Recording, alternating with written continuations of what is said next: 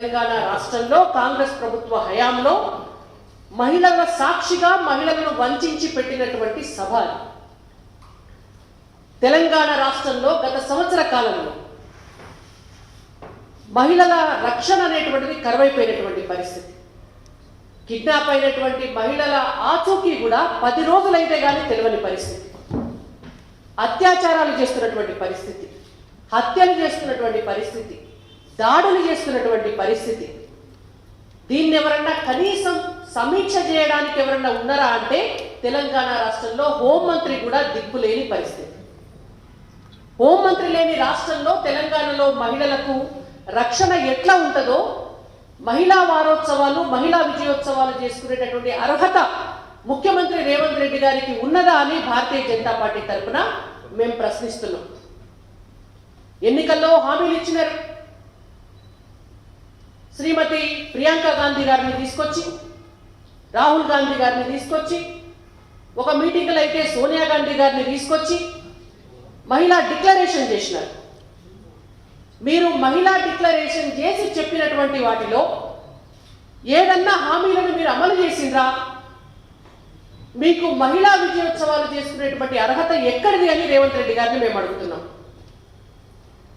ప్రతి మహిళకు 2500 రూపాయలు ఇస్తామని చెప్పిండ్రు. మీరు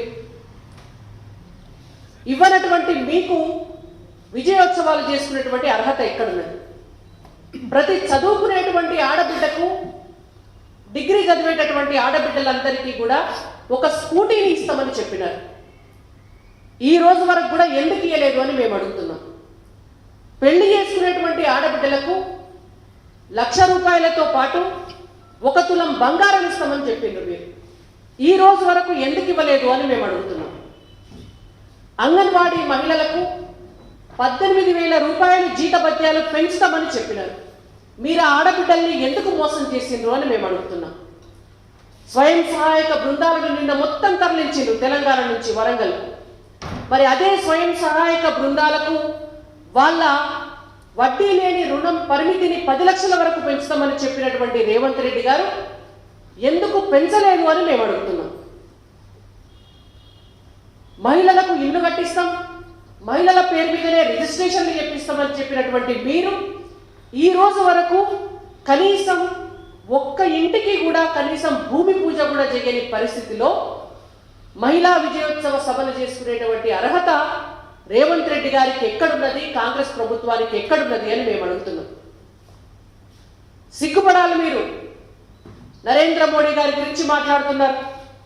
సోనియమ్మ మీకు దేవత అయితే, సోనియమ్మను మీరు దేవతగా కొలిస్తే, ఇందిరాగాంధీ గారు మీకు దేవత అయితే, తెలంగాణ రాష్ట్రంలో ఉన్నటువంటి ప్రతి ఆడబిడ్డను కూడా దేవతగా కొలిచి మీరు ఇచ్చినటువంటి హామీలు నెరవేర్చాలి. మీకు అది చేత కాదు, మీకు అది సాధ్యం కాదు.